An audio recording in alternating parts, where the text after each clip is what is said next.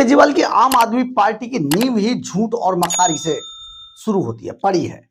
तो ऐसे में केजरीवाल एंड कंपनी तरह तरह के झूठ गढ़ के सिर्फ मीडिया की हेडलाइन बने रहना चाहते हैं, फिर चाहे उन्हें इसके लिए पैसा ही क्यों ना देना पड़े।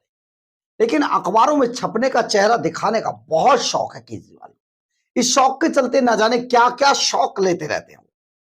तो पिछले दिनों आपको याद होगा, जब अरविंद केजरीवाल की सरकार थी 2022 में, अचानक केजरीवाल को एक नया आइडिया सूझ गया।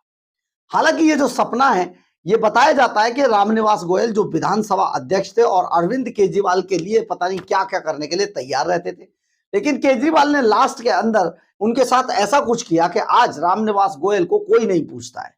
उनकी पूरी राजनीति खत्म हो गई है, यानी कि वो घर बिठा दिए गए और घर बैठ के वो क्या करते हैं ये तो कोई नहीं जानता, पता नहीं। लेकिन अरविंद केजरीवाल के एक समय पर वो न जाने कैसे विश्वास पात्र थे। पूरे टाइम उन्होंने 11 सालों तक विधानसभा में रामनिवास गोयल ने जो आतंक मचाया है, ये किसी से छिपा हुआ नहीं है। विधानसभा को केवल आम आदमी पार्टियों का अड्डा बनाकर रख दिया था, इसके अलावा कोई काम नहीं किया। विधानसभा के अंदर ऐसी ऐसी चीजें, ऐसी ऐसी बातें बोली जाती थी जिसके बारे में आप सोच भी नहीं सकते, आपको बताया भी नहीं जा सकता। परंतु रामनिवास गोयल मंद मंद मुस्कुराते हुए सिर्फ एक काम करते थे कि विजेंद्र गुप्ता को उठाइए, हाथ पैर पकड़िए और बाहर फेंकाइए, क्योंकि पुरानी राइवलरी थी।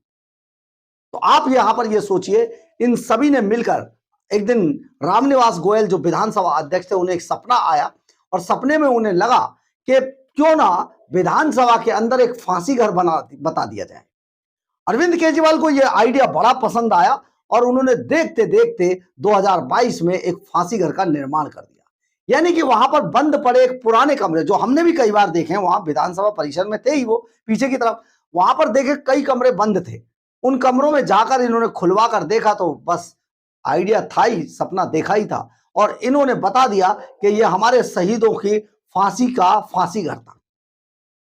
जो आंदोलनकारी, जो उस वक्त हमारे क्रांतिकारी थे, उनको बाकायदा एक टनल भी बता दी कि वो यहां से एक टनल लाल किले जाती थी, वहां से क्रांतिकारियों को यहां लाया जाता था, फांसी देके चुपचाप उन्हें यहां से।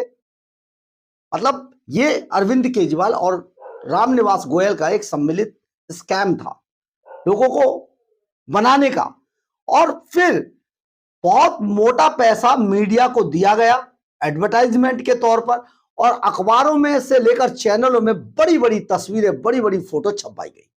करीब 1.5 करोड़ के आसपास उस पर खर्च किया गया और वहां पर एक स्मारक बना दिया गया। जबकि आपको बता दें कि विधानसभा एक पुरानी इमारत है, अंग्रेजों के टाइम की इमारत है, 1912 का उसका नक्शा है। तो उस समय की इमारतों को तोड़ा ही नहीं जा सकता, उनमें कोई बदलाव नहीं किया जा सकता, यह कानूनी नियम है, एएसआई का नियम है, रूल है। लेकिन क्योंकि दिल्ली के मालिक हैं हम, तो कुछ भी करेंगे। तो दिल्ली के मालिकों ने विधानसभा परिसर में तोड़फोड़ करके वहां पर एक फांसी घर का निर्माण किया और खूब अखबारों में चर्चाएं बटोरी। परंतु जब अरविंद केजरीवाल की पार्टी का विदाई समारोह, तो इसको नहीं कह सकते, धक्का मार के जब दिल्ली के लोगों ने उन्हें भगाया यहां से, उसके बाद विजेंद्र गुप्ता जो बीजेपी के एमएलए हैं, वो दिल्ली विधानसभा अध्यक्ष बने। उन्होंने इस पूरे मामले को निकाला और दिल्ली विधानसभा का जो 1912 का जो नक्शा था उसको निकाल के उस पर सर्च किया।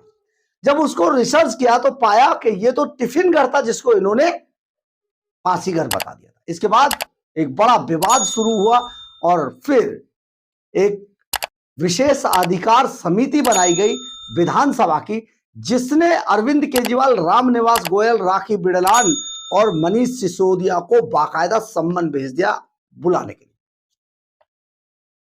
केजरीवाल भागते रहे, दौड़ते रहे, हर बार की तरह ये पूरी मंडली बार बार इस कोर्ट से इस कोर्ट भागती रही, हाईकोर्ट तक गई। हाईकोर्ट ने साफ तौर पर कह दिया कि नहीं, आप जाइए, पेश हो जाइए। इसके बाद आपको हम यहां पर यह भी बता देते हैं, इन्होंने अपनी सी बहुत कोशिश की, लेकिन कानून के मुताबिक संसद के अंदर और विधानसभाओं के अंदर अगर कोई चीज है, कोई विशेषाधिकार समिति है, तो उसकी काट कहीं पर भी नहीं है, उन्हें वहीं पेश होना होगा।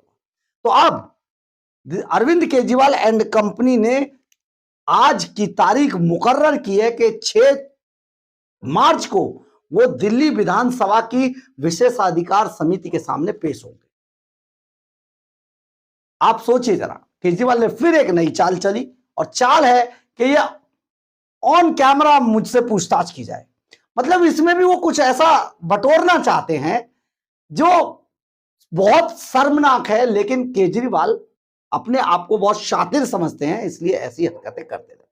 खैर, केजरीवाल एंड कंपनी ने 6 मार्च को दिल्ली विधानसभा की विशेषाधिकार समिति के समक्ष पेश होने की बात कही है। आज इंतजार किया जा रहा है उनका, और वो क्या कहेंगे क्या नहीं कहेंगे ये तो बात की है, उनके बयानों की है। क्योंकि देखिए, कई बार वो ऐसा भी करते हैं, आम आदमी पार्टी के लोग ऐसा भी करते हैं, अंदर कुछ कहते हैं बाहर कुछ बोल देते हैं, यानी कि अपनी उन सभी कमियों को छिपाने की कोशिश करते हैं जो कमी उन्हें कहीं ना कहीं पब्लिक के सामने गलत साबित कर देंगी। तो उनके बयान भी अलग अलग होते हैं। इसलिए भारतीय जनता पार्टी भी इस बात से बहुत सतर्क है और शायद ऑन कैमरा उनके साथ ये पूछताछ की जाए, ताकि अगर इन्होंने कोई गलत बयानी की, घोटालेबाजी की, तो उसको ऑनलाइन किया जा सके। ये एक बहुत बड़ा मामला है और लगातार चल रहा है, काफी दिनों से चल रहा है। जब से रेखा गुप्ता सरकार आई है करीब 1 साल हो चुका है, और तब से लेकर अब तक अरविंद केजरीवाल, मनीष सिसोदिया, राखी बिरलान और रामनिवास गोयल भागे भागे घूम रहे हैं। तो आप यहां पर सोचिए, आज वो अंतिम दिन है, विशेषाधिकार समिति के सामने आज पेश होना है उन्हें। क्या पेश होंगे, कैसे पेश होंगे, क्या कहेंगे, ये जब आएगी खबर तो आपको बताएंगे, जब हमारे सोर्स इसे कंफर्म करेंगे। लेकिन सबसे बड़ी बात यह है कि वो अब मजबूर हो चुके हैं, क्योंकि सभी अदालतों ने हाथ खड़े कर दिए हैं और उनसे साफ तौर पर कहा है कि जाकर पेश हो जाइए, नहीं तो आपके खिलाफ कानूनी कार्रवाई बहुत सख्त से सख्त हो सकती है। इसलिए 6 मार्च का समय मुकर्रर है। अब देखना यह है कि अरविंद केजरीवाल क्या कहेंगे।